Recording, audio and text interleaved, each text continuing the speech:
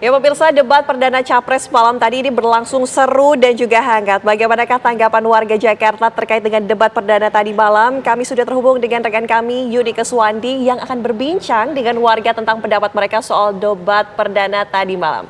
Yunike, silakan. Ya pemirsa, Ana dan juga Vena, benar sekali bahwa euforia semalam pasca debat Capres masih sangat terasa sampai pada hari ini. Di mana yang kita ketahui ketiga calon presiden sudah membicarakan mengenai gagasannya, visi misi dan juga melemparkan pertanyaan satu dengan yang lainnya. Dan berhubung 63 hari lagi terhitung dari hari ini, masyarakat Indonesia akan menentukan siapakah yang nantinya akan memimpin Indonesia dalam pemerintahannya dan didominasi pemilihnya oleh anak muda khususnya generasi Z dan juga generasi milenial. Saya akan mengajak pemirsa TV One untuk berbincang bersama dengan kedua masyarakat, kedua anak muda di Jakarta. Saya sudah bersama siapa, Mas? Nama saya Rehan Aditya. Masnya? Daryl.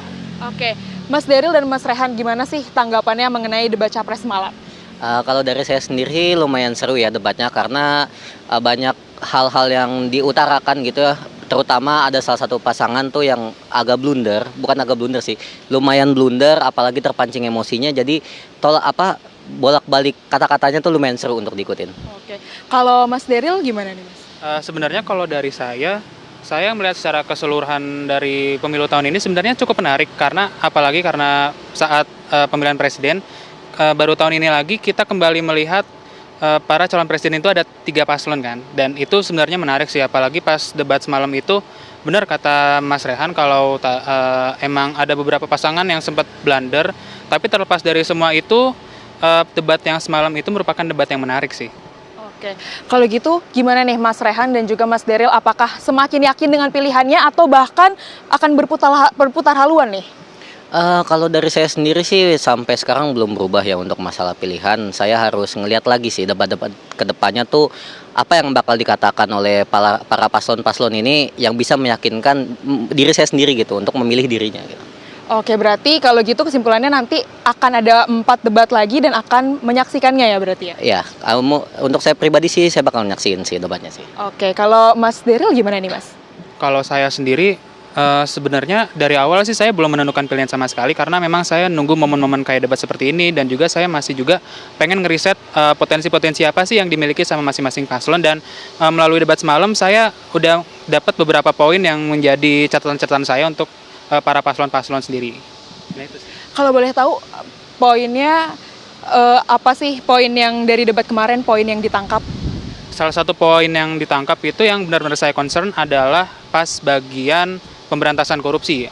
Karena salah satu masalah yang menurut saya paling vital dan paling harus diselesaikan di Indonesia adalah masalah korupsi. Dan saya melihat ada salah satu paslon yang benar-benar memiliki ambisi yang kuat dan juga memiliki rencana yang benar-benar masyarakat Indonesia inginkan untuk memberantas korupsi-korupsi yang sedang ada di Indonesia saat ini.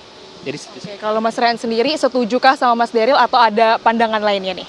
Kalau dari saya sendiri sih kebanyakan dari poin yang udah diucapkan sama Daryl benar sih, saya setuju karena banyak dari akar masalah yang menurut saya sebagai Gen Z sendiri di Indonesia tuh sekarang memang yang perlu diberantas tuh korupsinya dulu. Banyak praktik korupsi yang terjadi bahkan nggak di pemerintahan aja tapi di kehidupan sehari-hari itu juga banyak, dan itu menurut saya udah harus diberantas sih. Dan mungkin karena adanya salah satu paslon yang emang benar-benar ambisi banget untuk nyinin korupsi, harapan saya sih banyak rakyat Indonesia juga yang sadar gitu betapa pentingnya untuk pemberantasan korupsi ini nggak usah di lingkup Indonesia sebagai negara, tapi di lingkup Indonesia di kehidupan sehari-hari aja gitu.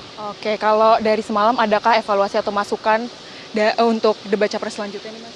Untuk masukannya saya sih lebih ke gimana cara menyampaikan poinnya ya, karena menurut saya ada beberapa paslon tuh yang menyampaikan poinnya antara terlalu bertele-tele atau terlalu to the point, jadi kesannya kayak tek gitu loh.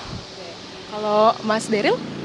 saya sebenarnya setuju sih sama Rehan kalau debat semalam itu kurang maksimal karena kembali lagi ada beberapa blunder-blunder yang itu menjadi salah satu hal yang bahkan bisa menjadi kelemahan para paslon-paslon. Jadi untuk debat berikutnya semoga para paslon-paslon ini bisa mempersiapkan debatnya untuk lebih baik lagi, baik dari topiknya, dari pembahasannya maupun dari cara mereka berpendapat. Oke, terima kasih Mas Rehan dan Mas Deril. Selamat beraktivitas kembali. Oke, Ana, Vena, dan juga pemirsa, itu dia tadi tanggapan masyarakat, khususnya anak muda yang nantinya juga akan menyumbangkan suaranya untuk memilih di tanggal 14 Februari 2024 nanti. Sementara demikian dari saya, kembali ke studio. Baik, terima kasih Yunike sudah bertanya-tanya langsung kepada masyarakat yang ternyata salah satu topik yang jadi highlight ini adalah soal pemberantasan korupsi. Artinya masyarakat mendengar ya apa ide dan gagasan para capres kemarin.